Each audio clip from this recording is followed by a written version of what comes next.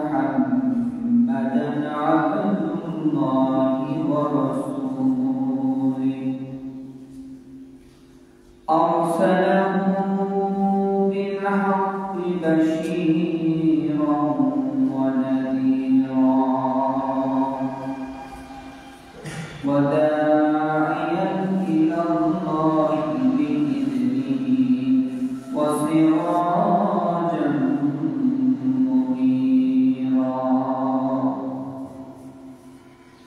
قال الله تعالى في كلامه المجيد وفي فرقانه الحميد أعوذ بالله من الشيطان الرجيم بسم الله الرحمن الرحيم وإذا سألك عبادي عني فإني قريب أجيب دعوة الداع إذا دعان وقال الله تعالى في شان حبيبه إن الله وملائكته يصلون على النبي يا أيها الذين آمنوا صلوا عليه وسلموا تسليما اللهم صل على سيدنا مولانا محمد وعلى آل سيدنا مولانا محمد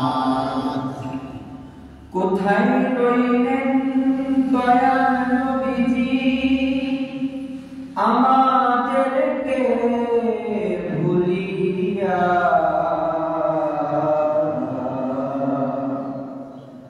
আপনার কি উম্মত কান্দে নবী নবী বলিয়া আল্লাহুম্মা সাল্লি আলা সাইয়্যিদিনা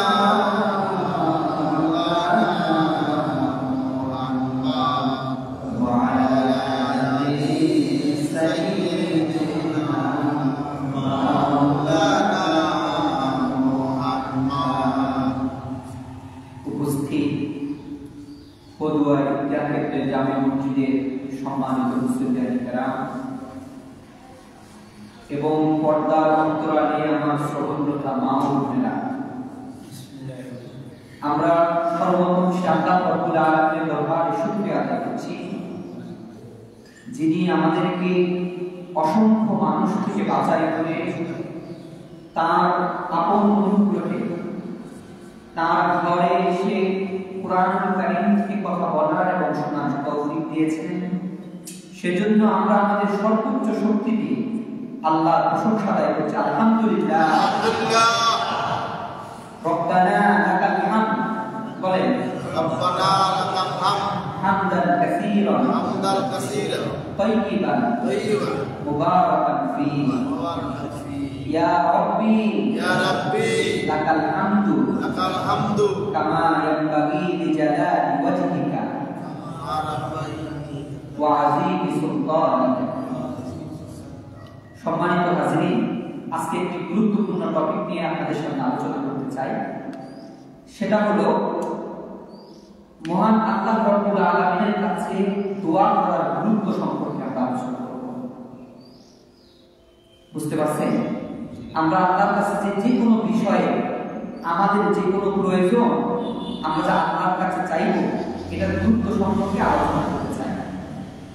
প্রথমে আমরা দোয়ার পরিচয় জানবো, দোয়ার গুরুত্ব সম্পর্কে জানবো, তারপর এই দোয়া কবুলের আল্লাহ যে দোয়া করলেই কবুল করবেন এমন কিছু শর্ত আছে, সেই শর্তগুলো সম্পর্কে আমরা জানবো ইনশাআল্লাহ।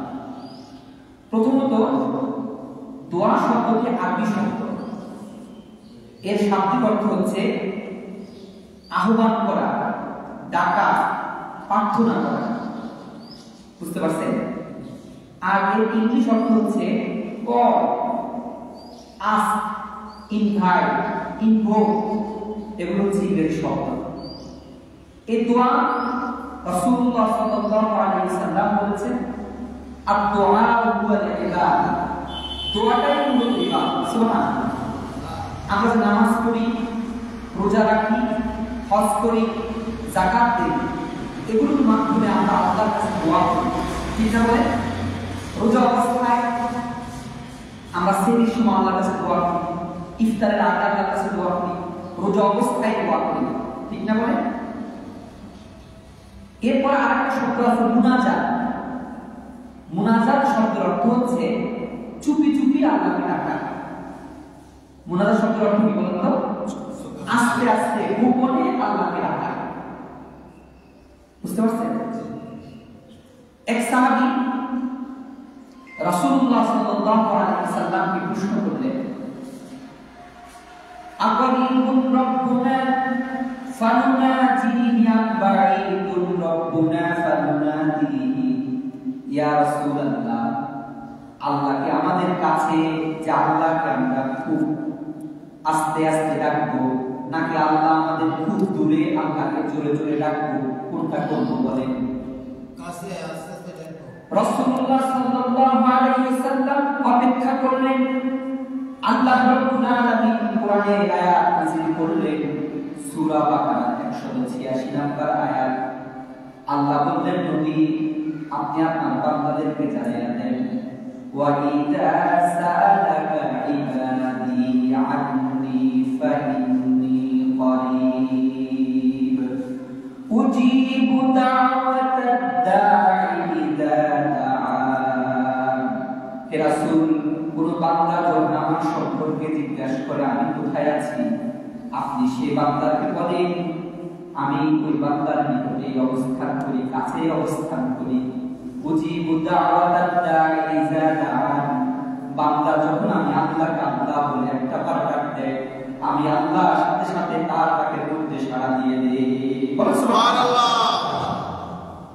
আর আয়াত আল্লাহ বলেন, ওয়া নাহনু আকরাবু ইলাইহি মিন হাবলিল ওয়ারিদ, বান্দা তোমার এই মস্তিষ্কের সাথে পুরো বডির যে কানেকশনটা আছে সেটাকে বলা হয় আব্দুল ওয়ারিদ, সেই রংটাকে বলা হয় আব্দুল ওয়ারিদ। এটা মস্তিষ্কের সবচেয়ে কাছে, এর মাধ্যমে বডির মধ্যে কানেকশন যায়। আল্লাহ বলেন, বান্দা ওই রংটা শাহরগ যেটাকে তোমরা বলো, তোমাদের সেই শাহরগের নিকটেও আমি আল্লাহ অবস্থান করি। সুবহানাল্লাহ। শাহরগ যে তোমার মস্তিষ্কের কাছে, সেই শাহরগেরও কাছে আমি আল্লাহ অবস্থান করি। সুবহানাল্লাহ। তাহলে আল্লাহ আমাদের কাছে না বলেন তো? প্রিয় ভাইরা, বুখারী শরীফের প্রথম খণ্ডে 159 নম্বর হাদিস, মুসলিম শরীফের প্রথম খণ্ডের 390 নম্বর হাদিস। রাসূলুল্লাহ বলেন, ইযা কানা আহাদুকুম ফিস সালাতি ফাইন্নাহু ইউনাজি রাব্বাহু, তোমাদের মধ্যে কোনো মানুষ যখন নামাজের মধ্যে দাঁড়ায়, সে আমি আল্লাহর সাথে গোপনে কথা বলা শুরু করে দেয়। সুবহানাল্লাহ। আপনি যখন নামাজের মধ্যে দাঁড়ান, আপনি তো বুঝতে পারেন না, আল্লাহ বলেন তুমি আমার সাথে কথা বলো। তুমি যখন সূরা ফাতিহা পাঠ করা শুরু করে দাও, ওই সময় থেকে আমার সাথে তোমার কথা বলা শুরু হয়ে যায়। তুমি যখন বলো বান্দা আলহামদুলিল্লাহি রাব্বিল আলামিন, সমস্ত প্রশংসা আল্লাহ তোমার জন্য, তুমি যখন এই কথাটা বলো, আল্লাহ বলেন আমি ফেরেশতাদেরকে ডেকে বলি, হামিদানি আব্দি, ফেরেশতারা দেখো আমার বান্দা নামাজের মধ্যে আমাকে প্রশংসা করেছে। সুবহানাল্লাহ। বান্দা তুমি যখন বলো আর রহমানির রহিম, পরম করুণাময়, পরম দয়ালু আল্লাহ, তুমি যখন এই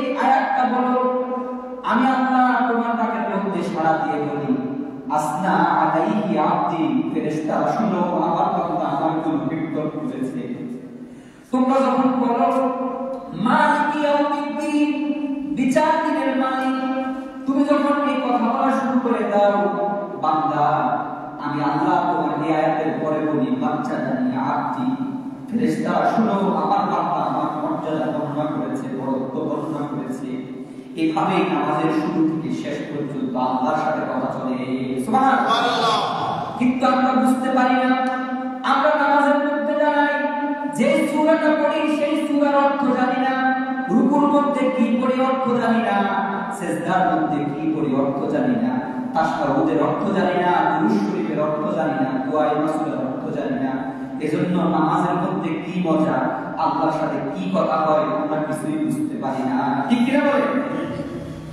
এজন্য প্রিয় ভাইরা, যখন নামাজ শুরু করবেন, নামাজের জন্য যে আয়াতগুলো আপনি তেলাওয়াত করবেন, আপনি নিয়ত করেছেন যে আমি সূরা ফাতিহা তো পড়তেই হয়, এর সাথে যে সূরাগুলো আপনারা সব সময় পড়েন, আপনাদের কাছে অনুরোধ থাকবে ওই সূরাগুলোর অনুবাদ শিখবেন। তাহলে আপনি বুঝতে পারবেন আল্লাহকে আপনি কি বলছেন, কি চাচ্ছেন, সব বোঝা যাবে। ঠিক কিনা বলেন? প্রিয় ভাইরা, তাহলে আমরা এই আয়াত থেকে জানলাম আল্লাহ হচ্ছেন আমাদের সবচেয়ে কাছে। যখন বিপদে পড়ি সব সাহায্য কার কাছে আগে চাই? আল্লাহর কাছে। কাছের মানুষের কাছে আমরা আগে চাই না? ধরেন আপনার বাসায় হঠাৎ একটা বিপদ হলো, যে আপনার চারপাশে আছে তার কাছে তাকে দৌড়ে যায় যে আমাকে একটু সাহায্য করো। ঠিক না বলেন? আল্লাহ তো আমাদের সবচেয়ে কাছে। বিপদে পড়লে মানুষের কাছে যাওয়া লাগে, আল্লাহর কাছে যেতে হবে। ঠিক কিনা বলেন? প্রিয় ভাইরা, দোয়া না করলে মানুষ জাহান্নামে যাবে। আপনি যদি আল্লাহর কাছে নিয়মিত দোয়া না করেন, না চান, সূরা মুমিনের ৬০ নম্বর আয়াতে আল্লাহ তাআলা বলছেন সে বান্দা জাহান্নামে যাবে। আল্লাহ তাআলা বলেন ওয়া ক্বালা রাব্বুকুম উদউনি আস্তাজিব লাকুম ইন্নাল্লাযীনা ইস্তাকবিরুনা আন ইবাদাতি সায়াদখুলুনা জাহান্নামা দাখিরিন। আল্লাহ বলেন উদউনি আস্তাজিব লাকুম, ও বান্দা আমি আপনাকে আল্লাহ বলে একবার ডাকো, আস্তাজিব লাকুম তোমার ডাকের সাথে সাথে আমি আল্লাহ সাড়া দিয়ে দিব।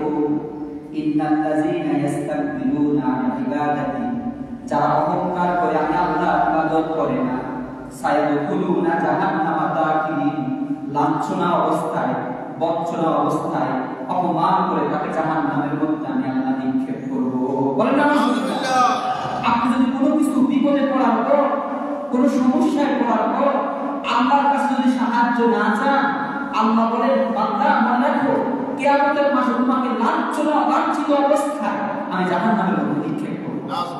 তাহলে এই আয়াত থেকে আমরা শিখতে পারলাম যে কোনো কিছু কার কাছে চাইবো? আল্লাহর কাছে। আল্লাহর কাছে চাইবো।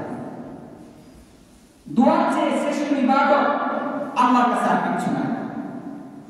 তিরমিজি শরীফের ৫৫ খণ্ডের ৪২৫ নম্বর আয়াত হাদিস, রাসূলুল্লাহ বলেন লাইসা শাইউন আকরামা আলাল্লাহি মিনাদ দুআ, আল্লাহর কাছে দোয়ার চেয়ে সম্মানিত আর কিছু না। সুবহানাল্লাহ। সুবহানাল্লাহ। আল্লাহ চায় বান্দা তুমি আমাকে যে কোনো সময় স্মরণ করো। আমরা চাই না? বলেন তো, আপনার সন্তান, আপনার কাছে টাকা আছে, পয়সা আছে, সব কিছু আছে, এছাড়া যদি আপনি চান যে আমার সন্তান বিপদে পড়লে আমার কাছে চান, আমি তার টাকা দিব, পয়সা দিব, চান, কিন্তু সে যদি আপনাকে ডিঙ্গে তার চাচার কাছে চান, পাড়া প্রতিবেশীর কাছে চান, আপনার টাকা লাগবে না? বলেন তো, যে ছেলে করে খাওয়াই আমি, পড়াই আমি, খুব প্রয়োজন আমার কাছে না কি? ঠিক কিনা বলেন? আল্লাহ চায় যে বান্দা এত সুন্দর করে বানাইছি আমি, এত কিছু দিছি আমি, আমার রাজত্বের তো কোনো কমতি নাই, তুমি আমার কাছে না চাইবা, তুমি দরগায় গুলো রাখো না, দুর্গায় গুলো রাখো না। ঠিক কিনা বলে? আল্লাহ যদি কাউকে কিছু না দেয়, পৃথিবীর সমস্ত মানুষ ইচ্ছা করে তাকে দিতে পারবে না? কথা বলে দিতে পারবে না? এসব জন্ম অন্ধ আছে না পৃথিবীতে? আছে। জন্ম অন্ধ অবস্থায় পৃথিবীতে আসছে, পৃথিবীর সমস্ত ডাক্তার মিলে তার চোখ দিতে পারবে?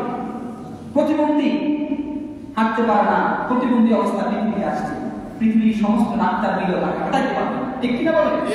আল্লাহ বলেন এত কিছু তোমাকে আমি দিয়েছি, বান্দা তুমি আমার কাছে চাও, আমি আল্লাহ তোমার সমস্ত চাওয়া চাওয়াগুলো পূরণ করব। প্রিয় ভাইরা, তিরমিজি শরীফের ৫ম খণ্ডের ৫৬৬ নম্বর হাদিস, খুবই গুরুত্বপূর্ণ একটি হাদিস। রাসূল সাল্লাল্লাহু আলাইহি সাল্লাম বলছেন, দোয়া অবশ্যই কবুল হয় তিনটা পদ্ধতিতে। কয়টা পদ্ধতিতে? মনে রাখবেন। রাসূলুল্লাহ বলেন, মা মিন মুসলিমিন ইয়াদউ বিদাওয়া লাইসা ফিহা ইসমুন ওয়ালা কাতিআতু রাহমিন ইল্লা আ'তাহু আল্লাহু বিইহদা সালাস, ইম্মা আন yu'ajjila da'watahu wa imma an yattakhiraha lahu fil akhirah wa imma an yasrifa anhu min su'in yusliha। রাসূলুল্লাহ বলেন, কোন মানুষ যখন আপনার কাছে কোনো বিষয় চায়, সেই বিষয়ের মধ্যে যদি দুটো অপরাধ না থাকে, একটা হচ্ছে অপরাধের জন্য যদি সে দোয়া না করে অথবা রক্তের সম্পর্ক চিহ্নের জন্য যদি দোয়া না করে, আমি আল্লাহ অবশ্যই সেই দোয়া কবুল করি তিনটা পদ্ধতিতে। এক নাম্বার পদ্ধতি হলো ইম্মা আন yu'ajjila da'watahu, বান্দা যখন যা চাইছে, যে মুহূর্তে যা চাইবে সাথে সাথে সেই চাওয়াটাকে পূর্ণ করে দেয়, এটা এক নাম্বার পদ্ধতি। দুই নাম্বার পদ্ধতি হলো ওয়া ইম্মা আন yattakhiraha lahu ফিল আখিরাহ, বান্দা দুনিয়াতে দোয়া করে, আমি আল্লাহ দুনিয়াতে সাথে সাথে তাকে সেই জিনিসটা দিয়ে দেই না, এটার ফলাফল আখিরাতের জন্য তার জন্য রেখে দেই। তিন নাম্বার হলো ওয়া ইম্মা আন ইয়াসরাফা আনহু বিসুইন বিমিসলিহা, বান্দার কপালের মধ্যে বিপদ আছে, অ্যাক্সিডেন্ট আছে, দোয়ার কারণে আমি আল্লাহ তার কপাল থেকে সেই অ্যাক্সিডেন্টটা দূর করে দেই। সুবহানাল্লাহ। হাদিসটা কি বলছেন? আবার বলি, দোয়ার মধ্যে যদি দুটো সমস্যা না থাকে, তাহলে দোয়াটা অবশ্যই কবুল হয় তিনটা পদ্ধতি। সমস্যা, এক নম্বর সমস্যা হচ্ছে কোনো অপরাধের জন্য দোয়া করা যাবে না। একজন চোর বাড়ি থেকে বের হচ্ছে, সে আল্লাহর কাছে বলল, আল্লাহ আমি চুরি করতে বের হচ্ছি, তুমি আমার ধরা খাওয়াই না। সব চোর তো কিন্তু এই কথা বলে বের হয়, ঠিক না বলেন? এখন এটা কি অপরাধের জন্য দোয়া করবে না? আল্লাহ রাসূল বলছেন অপরাধের জন্য দোয়া করা যাবে না, এই দোয়া কবুল হবে না। দুই নম্বর হচ্ছে আত্মীয়তার সম্পর্ক চিহ্নকারী দোয়া হতে পারবে না। আপনি দোয়া করেন, আল্লাহ তুমি আমার ভাইকে আমার কাছ থেকে দূরে রাখো, আমার বোনকে আমার কাছ থেকে দূরে রাখো, আমার চাচাকে আমার কাছ থেকে দূরে রাখো, এটা হচ্ছে আত্মীয়তা, রক্ত সম্পর্কের আত্মীয়। এই দোয়া করলেও কবুল হবে না। তাহলে কয়টা সমস্যা থাকতে পারবে না বলে? এক নম্বর হচ্ছে অপরাধের জন্য দোয়া করা যাবে না। দুই নম্বর হচ্ছে আত্মীয়তা সম্পর্ককারী চিহ্নকারী দোয়া করতে পারবে না। যদি এই সমস্যাগুলো না থাকে, তাহলে দোয়া অবশ্যই কবুল হয় তিনটা পদ্ধতি। এক নম্বর পদ্ধতি হচ্ছে আপনার যখন যা প্রয়োজন দোয়া করছেন সেটা পেয়ে যাবেন। ধরেন আপনার এখন ইমার্জেন্সি টাকা দরকার 10,000, আপনি আল্লাহকে বলেন, আল্লাহ আমি বিপদে আছি, তুমি দেখতেছো আমাকে 10,000 টাকা ব্যবস্থা করে দাও। দেখলেন যে একটু পরে চাচাতো ভাইয়ের কাছে বা পড়োশির কাছে আপনি চাইলেন টাকাটা দিয়ে দিবেন, তার মানে হলো আপনি একটু আগে দোয়া করছেন, এটা ফলাফলটা তাদের পেয়ে গেছেন। এটা এক নম্বর পদ্ধতি, দোয়া করবেন পেয়ে যাবেন। দুই নম্বরটা হলো আপনি দুনিয়াতে দোয়া করছেন, কত দোয়া করছেন, সব দোয়া কি কবুল হয়? আল্লাহ সব দোয়া দুনিয়াতে দিয়ে দেয় না, কিছু আপনার জন্য আখিরাতে রেখে দেয়। তিন নম্বর পদ্ধতি হলো আপনার কপালে একটা দুর্ঘটনা ছিল যে 2025 সালের অমুক মাসে এই অ্যাক্সিডেন্ট করবে, বাজারে যাবে, পথের মধ্যে গাড়ি অ্যাক্সিডেন্ট করবে, এটা লেখা ছিল। কিন্তু আপনি ওই অ্যাক্সিডেন্টের আগে আল্লাহর কাছে খুব কান্নাকাটি করে দোয়া করছেন যে আল্লাহ তুমি আমার বিপদে ফেলাই না, দুর্ঘটনা থেকে মুক্ত করো। কিন্তু ভাগ্যে দুর্ঘটনা লেখা ছিল, দোয়ার বদলে আল্লাহ সেই দুর্ঘটনাকে আপনার কপাল থেকে দূর করে দেবে। সুবহানাল্লাহ। তাহলে আপনি হতাশ হবেন না যে আল্লাহ তোমার কাছে কত কিছু চাইলাম, তুমি আমার দোয়াগুলো কবুল করতেছো না। না, আপনি একথা বিশ্বাস রাখেন, আপনার দোয়া যদি দুনিয়াতে না পান, তাহলে আখিরাতে আপনার জন্য বরাদ্দ হচ্ছেই হচ্ছে। সুবহানাল্লাহ। হাসরের মাঠে মানুষ দেখবে যে বিশাল একটা পাহাড়ের স্তূপ, আমলনামা, ভালো কাজের স্তূপ তাকে দেখানো। আল্লাহ বলবে এটা তোমার। সে বলবে আল্লাহ আমি তো এত ভালো কাজ দুনিয়াতে করি নাই, এত সব আমার করতে গিয়ে আসলো।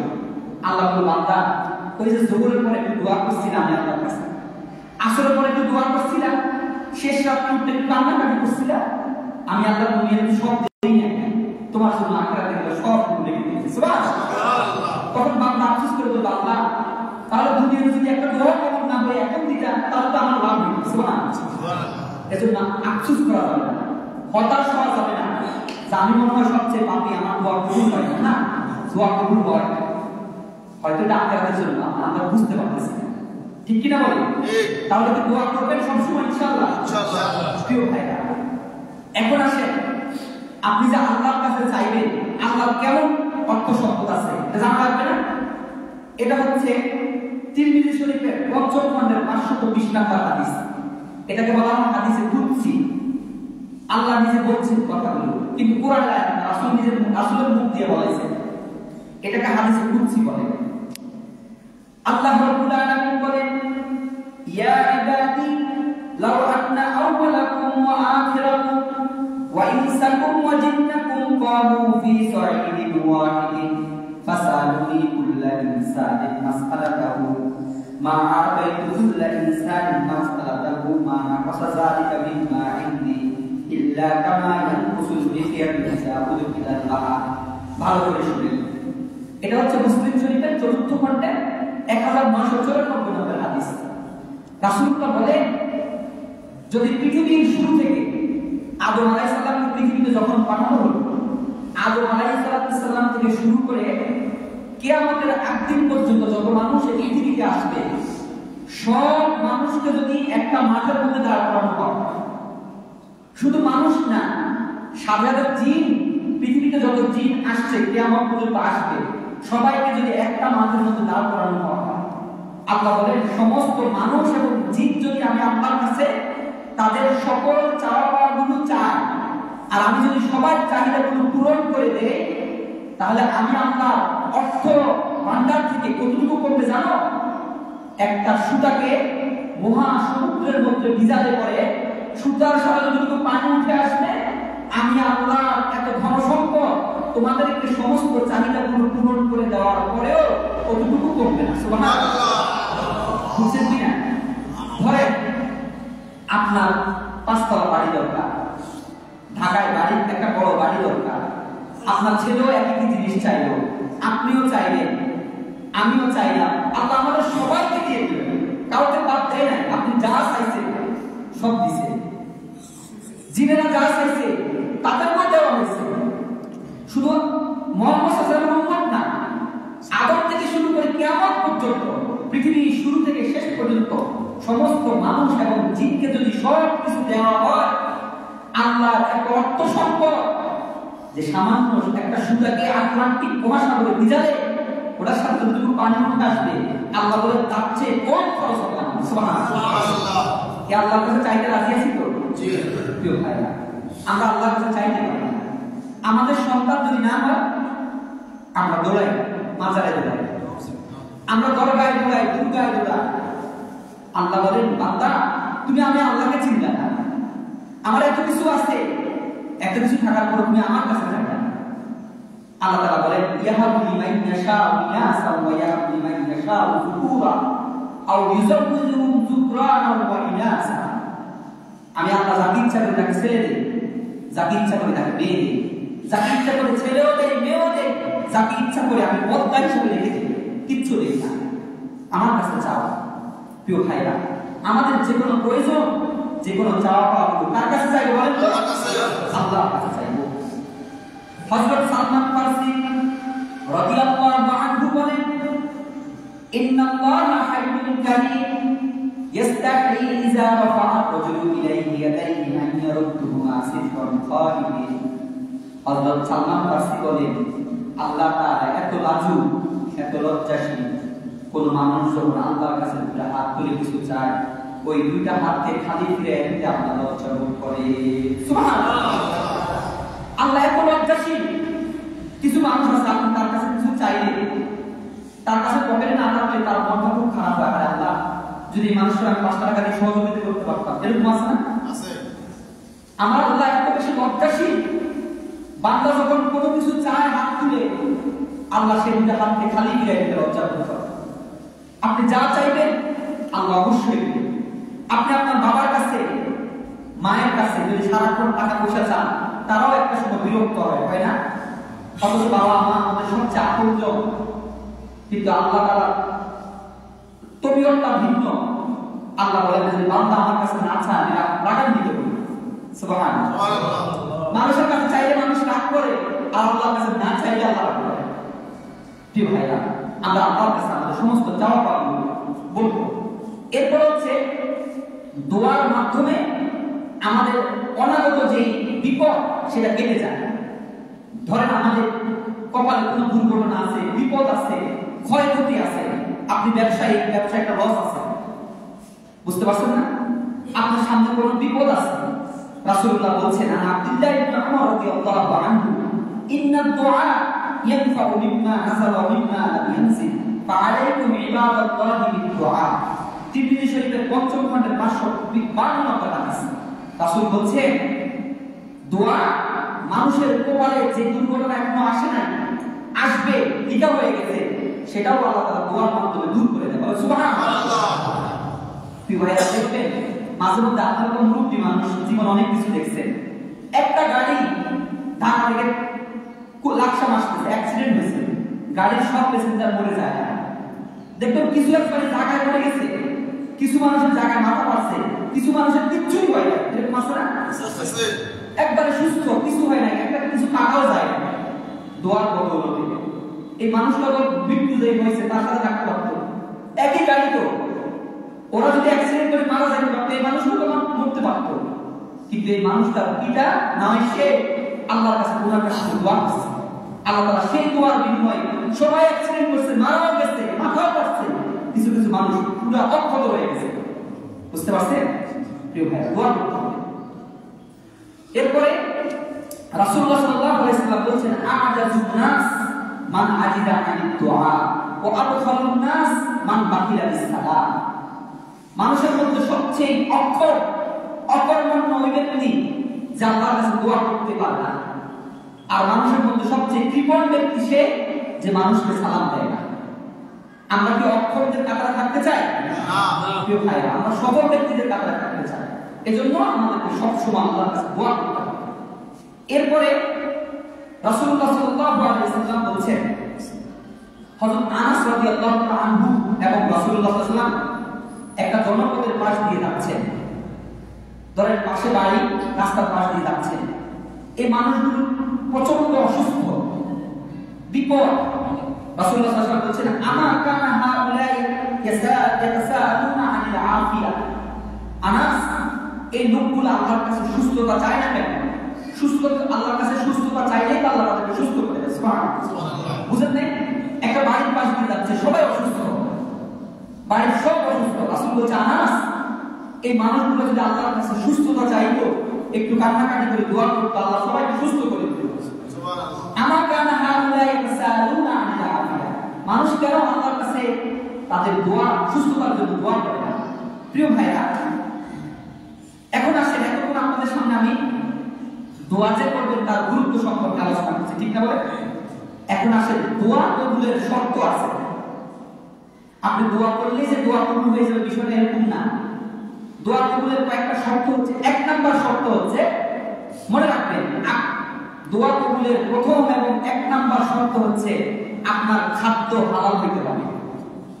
আপনি যে খাবারটা খেয়ে শরীরকে হৃষ্টপুষ্ট করতেছেন, শক্তি অর্জন করতেছেন, আপনার ওই খাবারটা বৈধ হইতে হবে। বুঝতে পারছেন? আপনি যদি অবৈধ টাকা পয়সা দিয়ে খাবার খান, তাহলে আপনার দোয়া আল্লাহর কাছে কখনো কি হবে না? আমি বলবো না, হাদিস বলি। মুসলিম শরীফের ২য় খণ্ডের ৭০৩ নম্বর হাদিস, কিতাবুজ যাকাত হচ্ছে বাবের নাম, অধ্যায়ের নাম। হযরত আবু হুরায়রা রাদিয়াল্লাহু আনহু বলেন, আল্লাহ রাসূল বলেছেন আইয়ুহান নাস ইন্নাল্লাহা তাইয়্যিবুন লা ইয়াকবালু ইল্লা তাইয়্যিবান। মানুষ, আল্লাহ তাআলা নিজে পবিত্র, তিনি অপবিত্র কোনো কিছুকে গ্রহণ করেন না। সুবহানাল্লাহ। সুম্মা যাকারা রাজুল, এরপরে একটা লোকের সম্পর্কে রাসূল তার সাহাবীদেরকে বর্ণনা করছেন। ইউকিলুস সাবরা, ওই মানুষটা, আমরা যদি বলি ৩ ব্যক্তির দোয়া আল্লাহর কাছে পর্দা ছাড়া কবুল হয়। আল্লাহর মাঝে এবং মানুষের মাঝে কোনো পর্দা থাকে না ৩ ব্যক্তির ক্ষেত্রে। আমরা যদি এখন দোয়া করি, এই দোয়াগুলো প্রথমে আকাশে উঠবে, প্রথম আকাশে, দ্বিতীয় আকাশে, দ্বিতীয় আকাশে, এইভাবে উঠতে থাকবে। আপনার যদি খাদ্য এগুলো হালাল হয়, তাহলে আস্তে আস্তে করে উপরের দিকে আল্লাহ পর্যন্ত পৌঁছাবে। কিন্তু ৩ ব্যক্তির দোয়া কোনো পর্দা ছাড়াই আল্লাহর কাছে পৌঁছে যায়। ১ নাম্বার হচ্ছে দাওয়াতুল মাজলুম, মাজলুম ব্যক্তির দোয়া, বদদোয়া। ধরেন আপনি একজন মানুষের কোনো কারণ ছাড়া সমস্ত খুব ভালোভাবে পিটাইছে, ওই ব্যক্তিটা মাজলুম হয়েছে, সে যদি আপনার বিপক্ষে আল্লাহর কাছে দোয়া করে, পর্দা ছাড়া আল্লাহ কবুল করে নেবে। বুঝতে পারছেন? 2 নাম্বার হচ্ছে পিতা মাতার দোয়া। 3 নাম্বার হচ্ছে মুসাফিরের দোয়া। ধরেন আপনি এখান থেকে কক্সবাজার গেলেন 3 দিনের জন্য, আবার ফিরে আসবেন, এই যে 3 দিন আপনি যে রাস্তার মধ্যে আছেন, আপনি মুসাফির, যে কোনো দোয়া করলে দোয়া কবুল হবে। এরকম এক ব্যক্তি মুসাফির, রাসূলের যুগে দূরের কোথাও এক জায়গা থেকে আসছে, মক্কা শরীফে আসছে, সে কাবার দেয়াল কিভাবে ধরে ধরে দোয়া করতেছে, ইয়া রব্বি আল্লাহ তুমি আমার দোয়া কবুল করো, আমার দোয়া কবুল করো। তো সাহাবীরা রাসূলকে প্রশ্ন করলেন, ইয়া রাসূলুল্লাহ, এই ব্যক্তি তো মুসাফির, তার দোয়া তো আল্লাহর কাছে পর্দা ছাড়াই কবুল হওয়ার কথা, সে এতবার চিন্তা করতেছে কেন? সাহাবীরা রাসূল বললেন, শুনবা তাহলে কাহিনী? তাহলে বলি, ওমা তা'আমুহু হারাম ওয়া মাশরাবুহু হারাম ওয়া মালবাসুহু হারাম ওয়া গুযিয়া বিল হারাম ফাআন্না ইস্তাজাব। সাহাবীরা, এই ব্যক্তিকে দেখতে পাচ্ছ, ওই বেটা যে খাবারটা খায় আসছে ওটা হারামের টাকা কিনা, ওই বেটা যে পানি পান করছে ওই পানিটা হারামের টাকায় কিনা, ওয়া গুযিয়া বিল হারাম ফাআন্না ইস্তাজাব। এই ব্যক্তি শরীর হারাম, খাবার হারাম, পানি হারাম, আল্লাহ কিভাবে এই হারামের অংশকে কবুল করবে? বলেন নাউজুবিল্লাহ। হাদিস বুঝতে পারছেন? মুসাফির দোয়া কবুল হওয়ার 100% হওয়ার কথা, কিন্তু খাদ্য অবৈধ হওয়ার কারণে তার দোয়া আল্লাহ কবুল করেন না। এভাবে আমাদের সমাজের লোক আছে না? আছে। অবৈধ সম্পদ কি আছে না? এরকম আছে। প্রিয় ভাইরা, আপনারা নিশ্চিত সতর্ক হয়ে যাবেন। আল্লাহর কাছে আপনি সারা জীবন নামাজ পড়লেন, কষ্ট করলেন, রোজা রাখলেন, হজ করলেন, যাকাত দিলেন, কিন্তু কিচ্ছুই কবুল হলো না। আপনি 3 ঘন্টা করে পরীক্ষায় দিলেন, কষ্ট করে 3 ঘন্টা ধরে পরীক্ষা দিলেন, 10 বছর প্রস্তুতি নিলেন, এসএসসি পরীক্ষা দিলেন, রুল নাম্বারটা লিখলেন না, রেজিস্ট্রেশন নাম্বারটা লিখলেন না, আপনার রেজাল্ট আসবে? আপনি ফেল করবেন না? প্রিয় ভাইরা, নামাজ, রোজা, হজ, যাকাত সবগুলো কবুল হওয়ার জন্য শর্ত হচ্ছে আপনার খাদ্যটা বৈধ হইতে হবে। আমাদের এই সমাজে কিছু খারাপ উপার্জন আছে, আছে না? বিভিন্ন ধরনের উপার্জন আছে। প্রিয় ভাইরা, ঘুষ আমাদের এই সমাজে সস্তা পানির মতো হয়ে গেছে। সরকার কর্মচারীদেরকে বিভিন্ন ইউনিয়ন পরিষদে বিভিন্ন জায়গায় নিয়োগ দিচ্ছে, আপনার জন্ম নিবন্ধন গুলো ফ্রি করে দিচ্ছে, কোন ধরনের খরচ নেওয়ার কথা না। বোর্ড অফিসগুলোতে সরকারি লোক নিয়োগ দিচ্ছে, সরকার বেতন দেয়, কাজগুলো সে করে দেওয়ার কথা, নিজে ফ্রি, কিন্তু আপনি টাকা যদি তাকে না দেন আপনাকে ঘুরাবে দিনের পর দিন। এই যে এখন ভোটার হালনাগাদ চলতেছে না, অনেকের জন্ম নিবন্ধন কোনো অনলাইন নেই, কিন্তু তাকে জন্ম নিবন্ধন অনলাইন করতে হবে ভোটার কার্ড করার জন্য। আপনি এসে বলবেন এটা হবে না, আপনি যখন তাকে মুখ করে 500-1000 টাকা দিয়ে দিবেন আপনার এটা হয়ে যাবে। এরকম হয় না? যারা ভুক্তভোগী তারা কিন্তু জানেন, বিশ্বাস করেন, আল্লাহ মসজিদের মধ্যে দাঁড়িয়ে বলছি, এই ব্যক্তি এই টাকা খাইয়ে যদি আল্লাহকে সিজদা করতে করতে কপাল কালো করে ফেলে, রাসূলুল্লাহর হাদিস অনুযায়ী তার নামাজ পড়ে। এই ব্যক্তি তার সন্তানকে বাজার থেকে কলা, দুধ, রুটি নিয়ে খাওয়াবে, এই সন্তান ওই বাপের কথা শুনবে না, কারণ এটা অবৈধ উপার্জন। ঠিক কিনা বলে? কিন্তু আপনি যদি 2 বেলা না, আগেরকার যুগে যারা মুরব্বী আছে এখনকার মতো 3 বেলা খাইতে পারছেন? কথা বলেন, খাইতে পারছেন 3 বেলা? এখনকার যুগে খাবার দাবার 3 বেলা নাস্তা খাইতে পারেন না, এরা মরে যায় না, 3 বেলা বেঁচে আছে। প্রিয় ভাইরা, আপনি মানুষ না খাইলে মরে যায় না, আপনি 3 বেলার জায়গায় 1 বেলা খান, তবুও অবৈধ অর্থ যেন আমাদের পেটে না আসে। আপনি কষ্ট করবেন, নামাজ হবে না, আপনি রোজা রাখবেন, রোজাটা হবে না, আপনি যাকাত দিবেন, যাকাতটা হবে না। আল্লাহ রাসূল বলছে। এরপরে এটা আমি সুদের কথা, ঘুষের কথা বলছি, সুদের সাথে যারা সম্পর্কিত আছে তাদের নামাজ কবুল হবে না।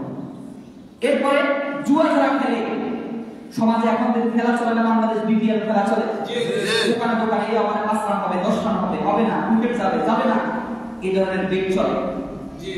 যারা এই ধরনের বেটে জয় লাভ করো অথবা পরাজয় করো, আল্লাহ রাসূলের হাদিস অনুযায়ী আর-রাশি ওয়াল মুরতাশি কিলাহুমা ফিন্নার, যে জুয়া খেলছো, যার টাকা নিছো আর যে টাকা দিছো, যে সুদ গ্রহণ করছো আর যে সুদ দিছো, কিলাহুমা ফিন্নার, রাসূল বলছেন দুজনেই জাহান্নামে যাবে। নাউযুবিল্লাহ।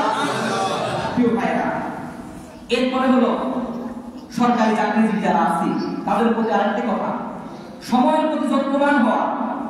আপনাকে সরকার সকাল 9টা থেকে 4টা পর্যন্ত বা 3টা পর্যন্ত অফিস করার কথা বলছে, আপনি 10টা 11টায় অফিসে যান, আবার সবার আগে চলে আসেন। এই যে সরকার আপনাকে মাসিক বেতন দেয়, এখন কিন্তু 9টা থেকে 3টা পর্যন্ত অফিস করতে হবে। আপনি যদি এই অফিস ঠিকঠাক ভাবে না করেন, এর বিনিময়ে যে অর্থ আপনার পকেটে ঢুকবে এটাও অবৈধ। ঠিক কিনা বলেন? এই টাকা দিয়ে ছেলেকে মানুষ করাতে যাবেন, আইসিডি স্যার দিবেন, হুজুর কথা তো শুনবে না। শুনবে কিভাবে? যে অর্থ অবৈধ, হারাম খালে ছেলে কথা শুনবে? আল্লাহ তো শুনবে না। আপনি হারাম খেয়ে আল্লাহর কাছে দোয়া করবে, আল্লাহ দোয়া কবুল করবে না, আল্লাহ আপনার কথা শুনবে না, ছেলে শুনবে কিভাবে? প্রিয় ভাইরা, এরপর হচ্ছে যারা মাঠে কাজ করেন, কৃষক আছে, এখন কিন্তু মাঠে কাজ করার মৌসুম। একটা লোক আপনাকে 9টা থেকে 2টা বা 3টা পর্যন্ত কাজের জন্য নেয়, আপনি মাঠে বসে বসে মালিককে খুঁজ করেন, মালিক দেখা যায় কিনা। দেখবেন যে দেখা যায় না, আপনি কিন্তু লাইনে বসে রইলেন, অথবা নাস্তার কথা বলে 20 মিনিটে নাস্তা খাওয়ার কথা, আপনি এসে আধা ঘন্টা 40 মিনিট দোকানে কাটাবেন। এই যে আপনি আপনার মালিকের শ্রমটা পূর্ণাঙ্গভাবে দিলেন না। আপনি যে তার কাছ থেকে 600 টাকা নিলেন, নেন না 600 টাকা না আপনি দিলেন, এই অতিরিক্ত সময় যে 20 মিনিট আপনি কাজ করলেন না, ফাঁকি দিলেন, এই ফাঁকি দেওয়া অর্থ আপনার পকেটে ঢুকলে ওটা বৈধ হবে। আপনি 20 মিনিট বেশি কাজ করতে মরে যায় কে? আপনি 5 ঘন্টার জায়গায় 4 ঘন্টা 40 মিনিট কাজ করছেন, আপনি তো মরেন না, আর 20 মিনিট করলে মরে যায় কে? প্রিয় ভাইরা, কাজে ফাঁকি দিবেন না, জুয়া খেলবেন না, সুদ দিবেন না, সুদ দিবেন না।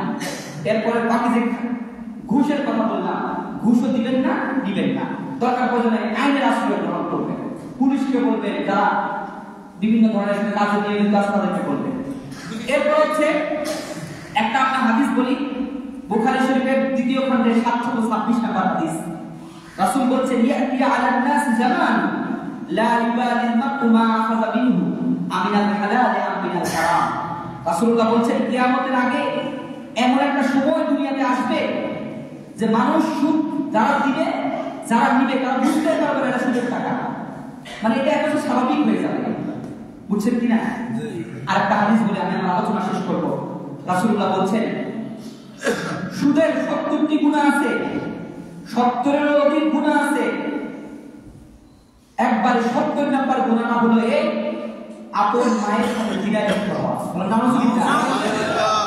বুঝতে পারছেন?